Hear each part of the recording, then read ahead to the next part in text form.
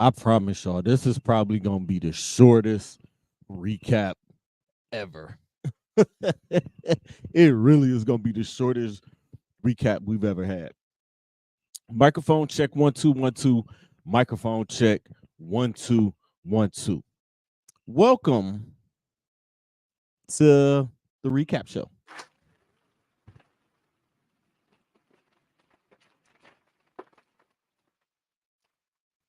Um, I don't know if you guys had an opportunity to watch King of the Ring, but this is the recap for premium live event King of the Ring. I'm sorry, y'all. Excuse me. I'm always doing shit. Put on live from the Jeddah Superdome in Jeddah, Saudi Arabia. Um, I'll give my full thoughts at the end. Let's just get to the show, man. It was Michael Cole and Corey Graves on the call, the two voices of each show. Cole being the voice of Raw. I mean, yeah, Cole being the voice of Raw, Corey Graves being the voice of SmackDown. It started with the pre-show. The pre-show had other guys there. Wade Barrett, Big E was there. It was good to see Big E. Kayla Braxton, Kevin Owens was there. It was good to see Big E there and seeing how the crowd was reacting to him. That was pretty fun. That was pretty dope to see. They did a bunch of the promo videos, which is why I don't watch the pre-show. I try not to watch the pre-shows, but I just got into them just because of that. But let's get to these results in these matches. Bianca Belair and Jade Cargill retain their women's tag team championships by defeating Candice LeRae and Indy Hartwell in a decent match. The match didn't suck. You can see the improvements in Jay. You can see Jay getting better and better with each match that she's there. She still has a little ways to go, and putting her with Bianca Belair was the best possible thing they could have done for her. So shout out to them for doing that. Let's get into the main card. Liv Morgan.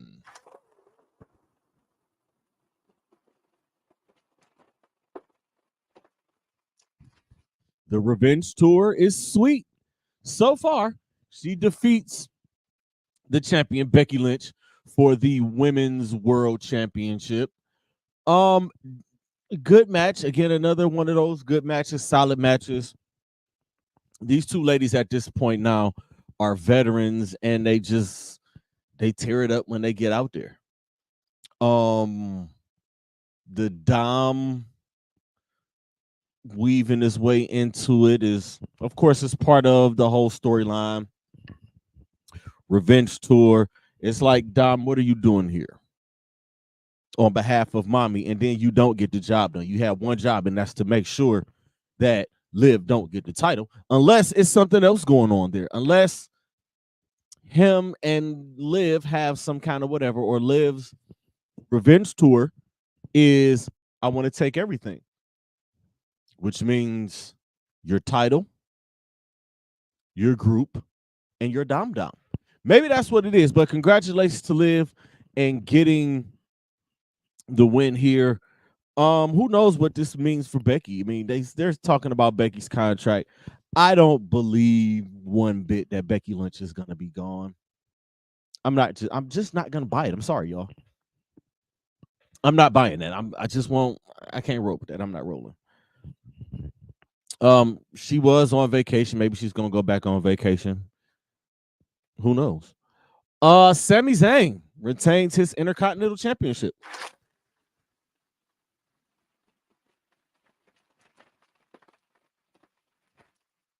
Nah, I'm out of water. In another decent match, Sami retains. Sami Zayn is so good. Jeez, man, Sami Zayn is good. The crowd is into him. The crowd loves him. They had a little video package for him. I love the way WWE makes this thing sporty now. Like it really feels like boxing events. It really feels like MMA events. It feels like something more than just the wrestling thing, and that's what they have done since the merger and the TKO Sports thing and the Vince McMahon selling the company thing. I think it's awesome. Chad Gable is good, and Chad Gable got the Perk ankle treatment. The "You Suck" while his music was playing while he was walking out. Nice touch. Great job, Saudi Arabia.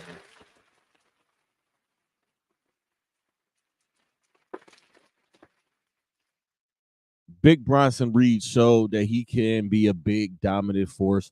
They just have to allow him to do that. Nia Jax, Queen Nia Jax, winner of the Queen of the Ring.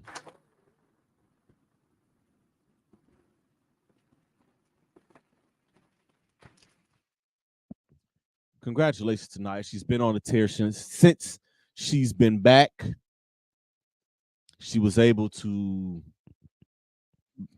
beat Lyra pretty easily, if you ask me. Now she goes on to SummerSlam for a championship match.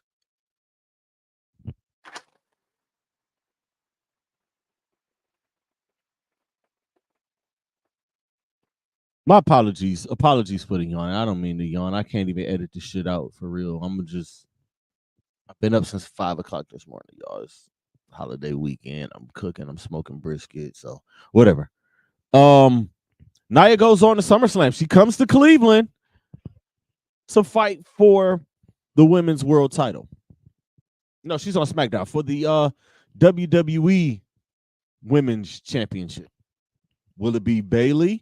From the looks of it right now, because Bayley really doesn't have any other challengers over there. I mean, Bianca and Jade are locked into their tag team.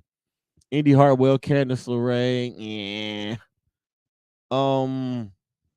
Damage Control is on the other show. Naomi, nah. Nia's the number one contender. And that's just it, man. Because let's look at it. Let's line it up. Let's look at these SmackDown girls. Naomi, Jade, and Bianca are somewhere. Piper Niven is in the tag team. Michin, no. Tiffany Stratton, no. Candice LeRae, no.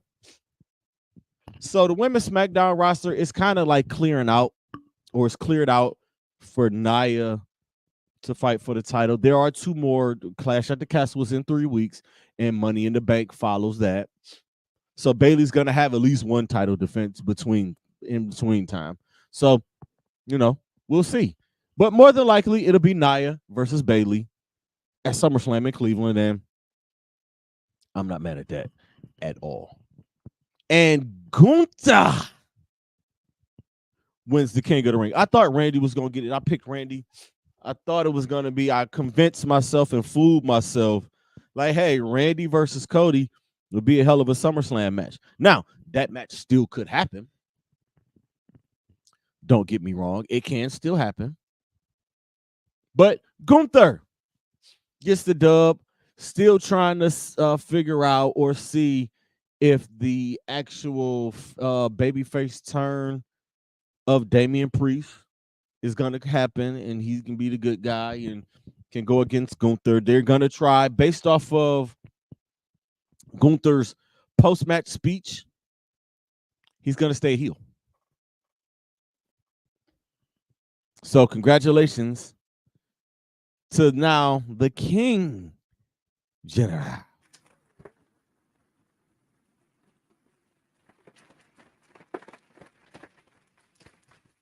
And finally, the American Nightmare Cody Rhodes retains his undisputed WWE title against Logan Paul, and which probably was the best match of the night. It's the best matchup outside of Randy and Gunther. Cody got the win. He's looking like the champion is going to fight his way from the bottom every time. Logan Paul Again, let me give a hand to Logan.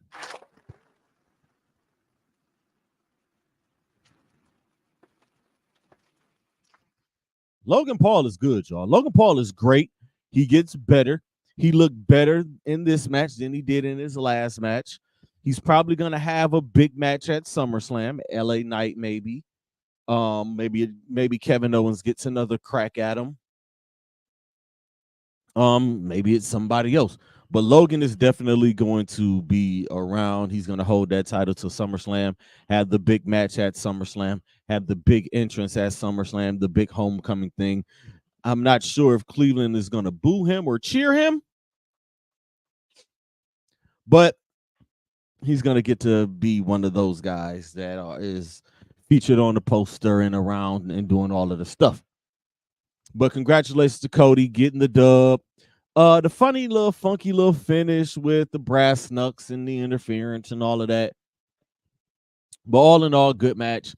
Overall, all in all, decent show, pretty good show. I have no complaints. Crowd was hot. Michael Cole and Corey Graves did a fantastic job, as they always do. Highly, thoroughly impressed with them. And the final thing, it was announced on the show that June 15th in Glasgow, Scotland at Clash of the Castle, Damian Priest will defend his World Heavyweight Championship against a returning Drew McIntyre who has been cleared. We're going to get to that. I will have a Pizzles Picks Clash of the Castle edition on June the 15th, Saturday, June 15th in the morning. So be ready for that. And I want to thank you guys for tuning in to this short little thing. We're here for a good time, not a long time. Y'all know how we do. So I will see you guys next week. I'll name this segment later. I am going to speak about the Cleveland Browns stadium situation, the two options, and I'm also going to talk about the NBA's new TV deals and what does that mean for our favorite basketball show inside the NBA. So until next week, ladies and gentlemen, deuces. Ooses.